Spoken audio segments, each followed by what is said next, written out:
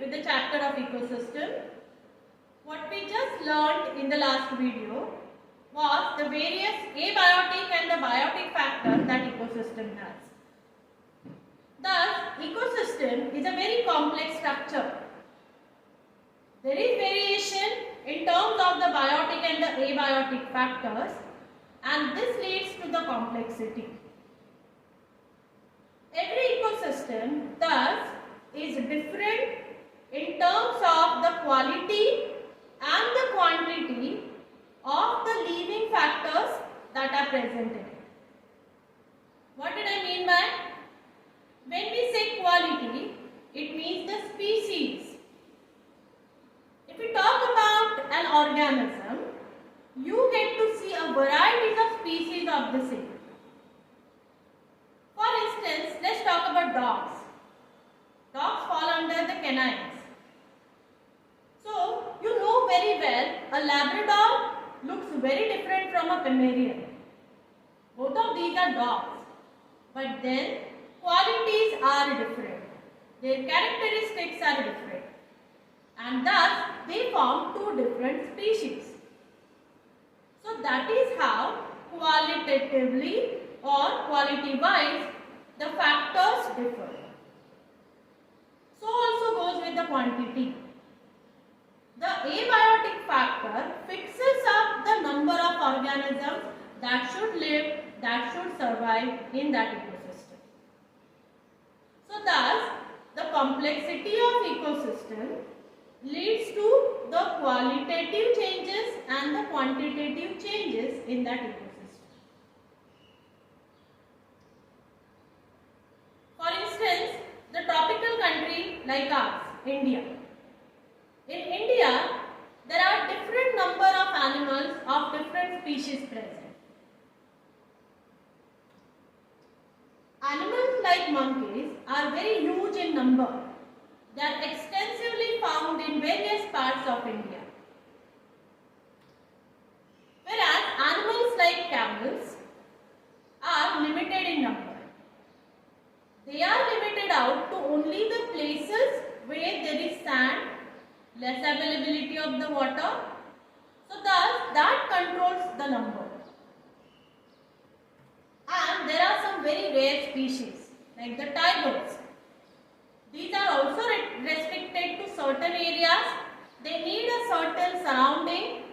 They need a certain comfort to survive. So thus, the ecosystem has different quantities of the organisms and the qualities of them as well. So each place in the ecosystem or each place in our surrounding have got different ecosystems with different types of organisms present in them. For example, the forest ecosystem.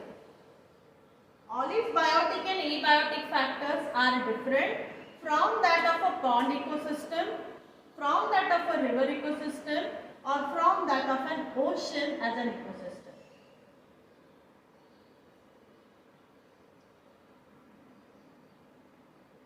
In the whole earth, there are some regions where the climatic conditions are the same, the abiotic factors present are the same, and that is why the living organisms that are found in such regions are also very similar in nature.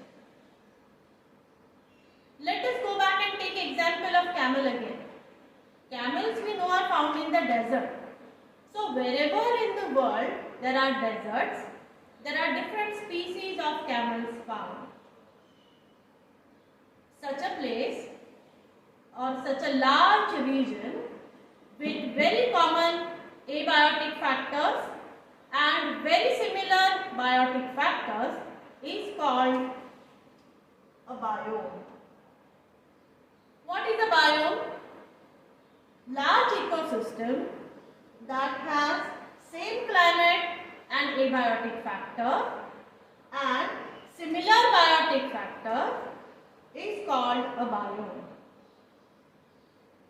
So, biome is nothing but a huge ecosystem which has the same type of climate and abiotic factors, and therefore there is similarity in the biotic factors, that means the living organism. Earth itself is a large ecosystem which is a combination of various smaller ecosystems. And because Earth itself is a large ecosystem, Earth also is a biome. Rather, it is the largest biome. Thus, Earth as a biome comprises of various smaller biomes. For instance, the freshwater, the marine water, the wetland biomes, desert, forest, grassland, tundra as the biomes. These are few of the examples of the various biomes that are found in the whole of the earth. If we divide earth as a large biome into two, we get the land biomes and the aquatic biomes. Let us talk about each of them differently. Come, let's learn about the land biomes. These are some of the examples of the land biomes: grasslands, evergreen forests, deserts, tropical rainforests, taiga, iceland, etc. Each of these have different climatic conditions. Each of these have different abiotic factors, and so the differences in the biotic factors are observed. Let's learn more about the grassland ecosystem. Grassland, the name suggests, it's a land of grasses. There are some factors which are very strikingly found in these regions where there are grasslands.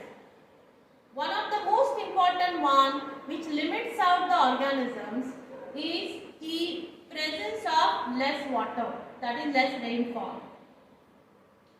Let us see the characteristics. Grassland ecosystem is characterized by longer summers, limited rains,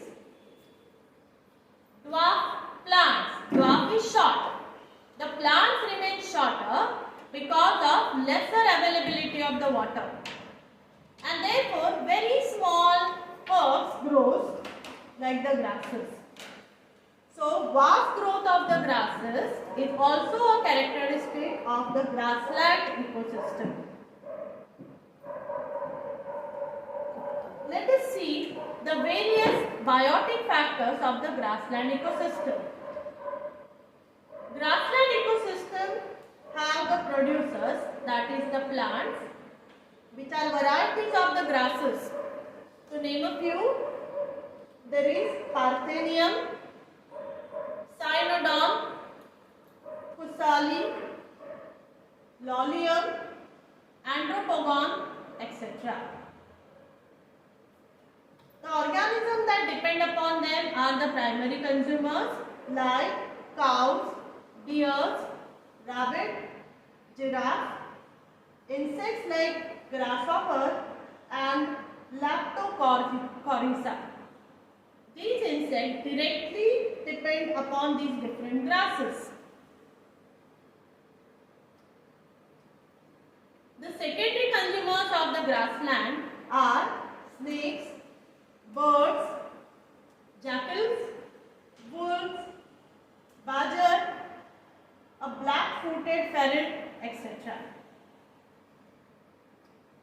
The tertiary consumers includes owl, tiger, kites, vulture, hyena, lions, etc.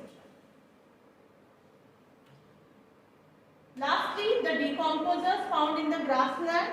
These are the various bacteria and fungi like the Fusarium, Aspergillus, Agaricus and the Bacilli, that is the bacteria. So these are the decomposers of the grassland ecosystem. Having done about the grasslands, let us come to the rainforests.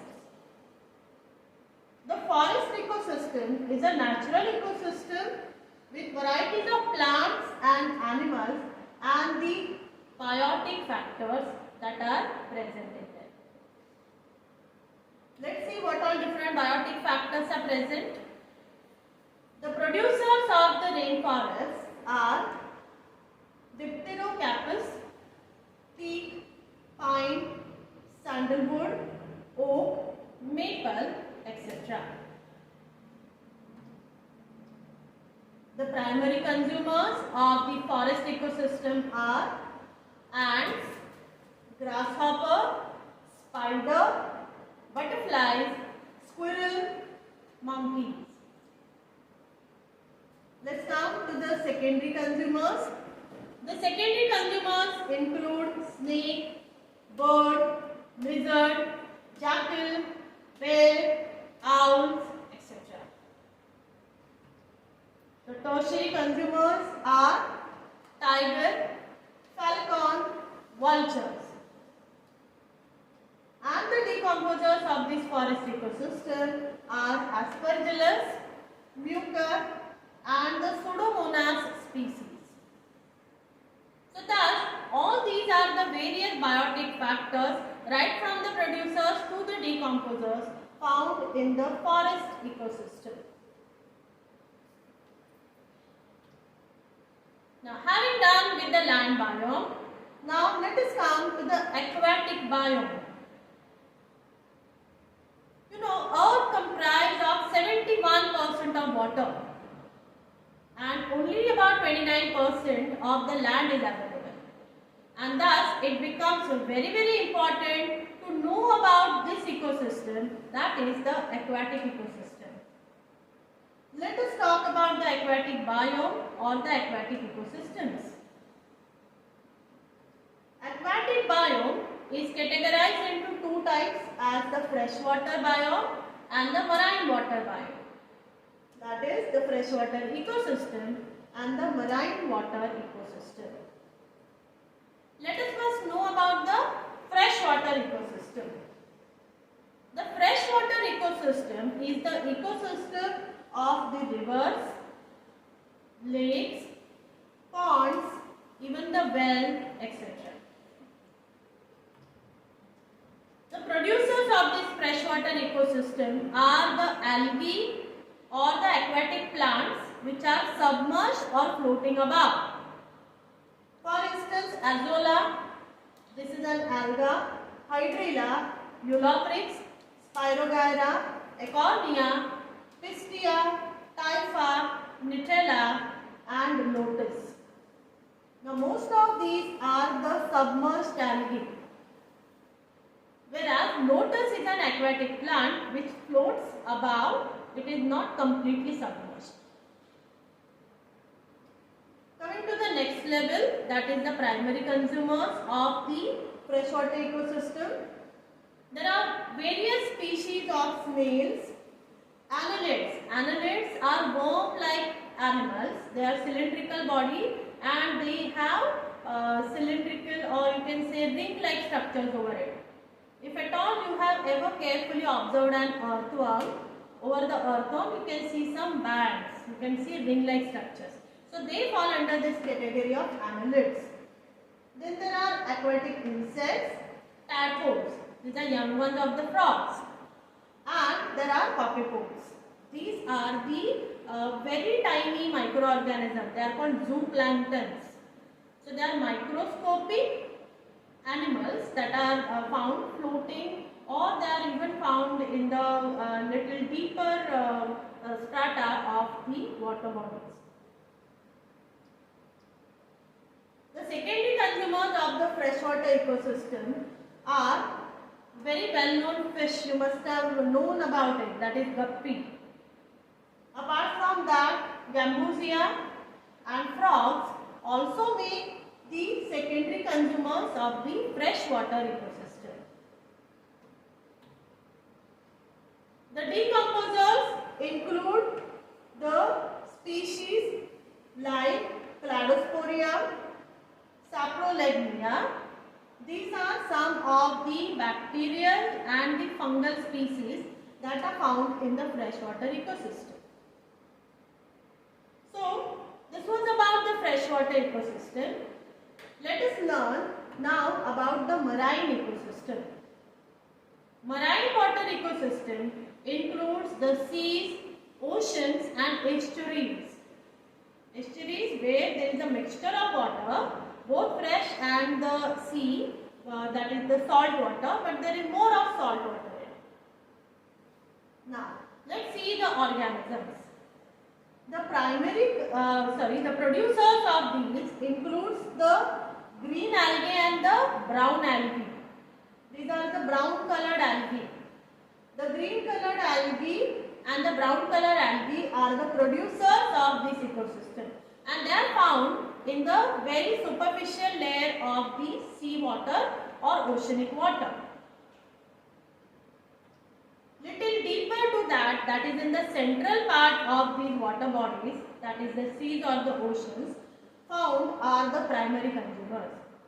These primary consumers are smaller fishes and prawns, lobsters, etc. Deeper to that, in the deeper water bodies lives the large fishes. These large fishes fall under both secondary and tertiary consumers. The secondary consumers include larger sized fishes like tuna, mackerel, what we call as bangda. So that is mackerel. Then there are very huge fishes like the sharks or a beluga. These are the organisms which are very deep dwellers. They live in a very deep sea water. So thus, in this part of the chapter, we have learned the ecosystems of both land and the water, and what the different biotic and the abiotic factors that exist in them.